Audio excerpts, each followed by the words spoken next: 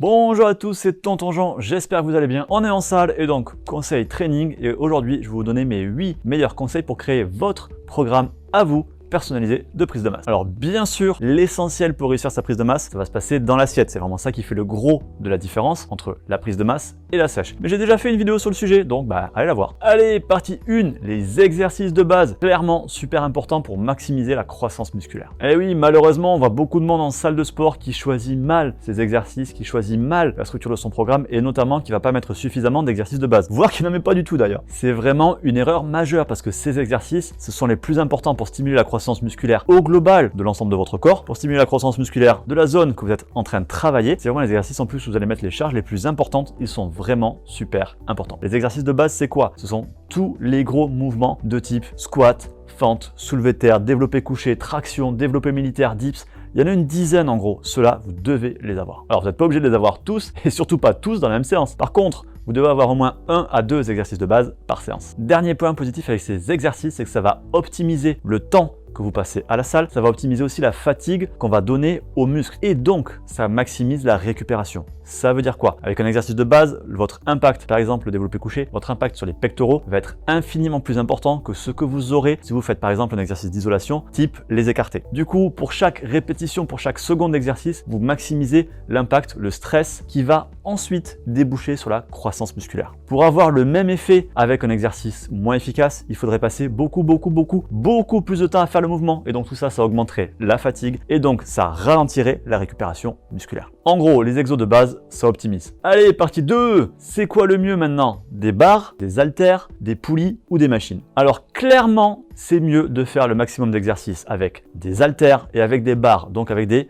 poids libres. Ce sont des accessoires qui permettent des mouvements plus naturels, des mouvements plus complets et en plus de ça, à cause de l'instabilité qu'ils induisent, ils impliquent un travail plus important des muscles stabilisateurs. Donc ça participe à la prévention des blessures. Il faut voir aussi que les résistances des machines et notamment des poulies, ce sont des résistances douces. Donc les résistances douces, c'est intéressant notamment pour préserver les articulations, mais si c'est doux pour les articulations, c'est aussi plus doux pour les muscles et donc la stimulation musculaire sera un peu moins bonne. Et donc vous l'avez compris, le bon combo, ça va être d'associer des exercices de base et de les faire aux haltères ou aux barres. Par contre, ça ne veut pas dire qu'il faut jeter les poulies et les machines. Simplement, vous les faites après. On donne la priorité aux exercices de base avec des poids libres. Et ensuite, pour compléter son entraînement, c'est là qu'on fait intervenir les machines et les poulies. Allez, troisième partie, c'est quoi le mieux? Le half, le full, le split ou le PPL? En gros, quelle est la meilleure méthode? Alors, petit rappel, full body, tout le corps à chaque séance. Half body, la moitié du corps à chaque séance. En général, on fait une séance pour le haut et une pour le bas. Le PPL, c'est push, pull, leg. Donc, une séance push, une séance pull, donc toutes les actions de tirage et leg, donc une séance jambes. Et split routine, on découpe le corps en faisant 1 à 2 muscles par séance. Alors le meilleur, c'est, attention, le montant gros, il y en a pas. C'est tout simplement celui qui vous conviendra le mieux à vous. Ça va dépendre de vos envies, ça va dépendre de votre récupération, ça va dépendre si vous pouvez faire 2, 3, 4 ou 5 séances par semaine. Il n'y a pas de type de programme qui est mieux dans l'absolu. Ça va aussi dépendre de votre niveau. Par exemple, pour un sportif avancé, clairement, le full body, ça sera pas pertinent parce que la récupération ne sera pas suffisante. À l'inverse, pour un débutant, le split, ça sera pas intéressant parce qu'il y aura trop d'exercices à apprendre et à faire pour chaque muscle. Donc en fait, ça va dépendre de chacun et ça sera à chacun de trouver quel est le type de programme d'entraînement qui vous correspond le mieux à ses objectifs, à son niveau, à sa récupération, au nombre de séances qu'il peut faire, etc. Alors pour vous donner quand même quelques indications, en débutant on considère généralement que le plus simple c'est un full body parce que ça fait moins d'exercices à apprendre. Ensuite quand on progresse un petit peu, généralement on va vite passer sur du half body. Si vous pouvez vous entraîner que 2 à 3 fois par semaine, pareil, full body ou half body c'est mieux. De toute façon vous ne pourrez pas faire un split avec juste 2 à 3 séances. Si vous en faites 3, du coup vous pouvez faire un PPL si vous voulez. Et enfin si vous n'êtes pas débutant et que vous pouvez faire au moins 4 séances par semaine, là vous pourrez faire un split. Allez, quatrième partie, durée des entraînements. Beaucoup de monde pense que plus on s'entraîne, mieux c'est. Certains vont faire des séances de 2 heures, de 3 heures. C'est complètement con. Bah ouais, désolé. Tout simplement parce qu'il faut chercher à optimiser le plus possible le temps passé à la salle pour optimiser sa récupération. Toute la fatigue supplémentaire qui n'implique pas de stress efficace supplémentaire sur vos muscles, c'est juste de la fatigue en trop qui ralentit la récupération et donc qui ralentit la croissance musculaire. De toute façon, faut pas se leurrer, hein. On peut pas faire plus d'une heure, 1 heure et demie de travail efficace et intense à la salle. Si vous arrivez à faire plus que ça veut dire que soit votre travail n'est pas efficace, il n'est pas intense, soit vous avez des temps de repos trop longs, soit vous passez votre temps tout simplement à discuter avec vos potes. Donc sans compter la chauffe, 1 heure, 1h30 de training, c'est largement suffisant. Partie 5, quel temps de repos entre les séries? Alors pour répondre à cette question, il y a d'abord 2 petites choses à savoir. Plus on fait des séries lourdes et courtes, et plus on augmente le temps de repos. À l'inverse, plus on fait des séries légères et longues, et plus on diminue les temps de repos. Une fois qu'on a dit ça, ça veut dire que sur les exercices de base où on va faire par exemple entre 6 et 8 répétitions, on va prendre entre 2 et 3 minutes de repos. sur les exercices plus classiques avec un nombre de répétitions entre 8 et 12, on va prendre entre 1 minute 30 et 2 minutes. Et pour les exercices d'isolation, entre 45 secondes et 1 minute 30. Et quand on dit temps de repos, bien sûr, on parle d'un vrai repos entre chaque série ou chaque exercice. N'en profitez pas pour faire les mollets, les abdos, les avant-bras, sinon c'est pas du repos. Allez, 6e partie, combien d'exercices par muscle? Alors pour définir le nombre d'exercices par muscle, ça dépend encore une fois de votre niveau, de la structure de votre séance,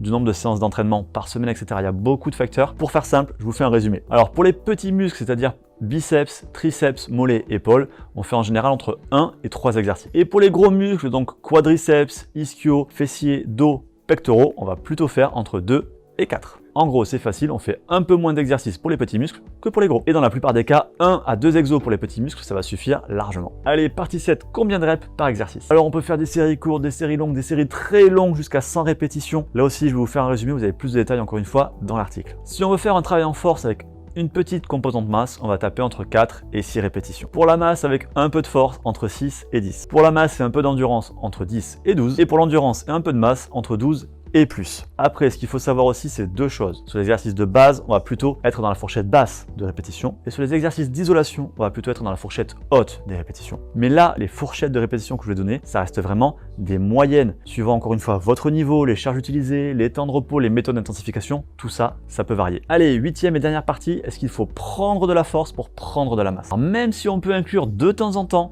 des cycles de force dans les programmes de masse, et c'est par exemple ce qu'on fait dans les coachings qu'on propose, il ne faut pas axer son programme de masse sur un cycle de force. Si vous faites ça, vous allez oui prendre beaucoup de force, mais parce que vous allez aussi beaucoup maximiser l'efficacité de votre système neuromusculaire. Si vous optimisez votre système nerveux, pour faire simple, vous allez moins faire grossir vos muscles. Donc l'objectif, non, ce ne sera pas de travailler en priorité la force pour augmenter sa masse musculaire.